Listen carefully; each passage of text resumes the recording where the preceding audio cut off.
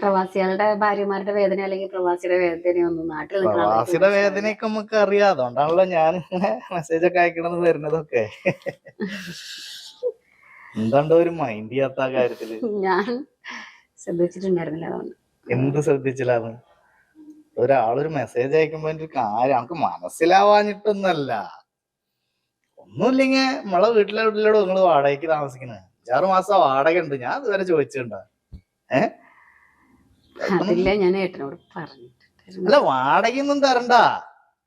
വാടകയൊന്നും തന്നില്ലെങ്കിൽ ഈ ഒന്ന് എന്താ ചേട്ടൻ ചെല്ല്, പകല് വാ. ഇതൊക്കെ ഒരു രസല്ലേ? ചേട്ടൻ ചെല്ല്, ഇപ്പൊ ചെല്ല്, പകല് വാ. പകല് വന്നാ നടക്കും? പകല് ഇവിടെ സന്തോഷേട്ടാ, ഞാൻ മാന്യതയോടെ പറഞ്ഞു. കാര്യം ഞാൻ നിങ്ങളുടെ വീട്ടിലായിരിക്കും താമസിക്കേണ്ടത്. പക്ഷെ ഇത് മോശം.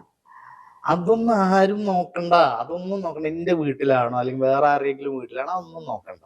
അതൊന്നൊരു പ്രശ്നേ അല്ല. ഞാൻ എല്ലാത്തിനും ഓക്കെയാണ്.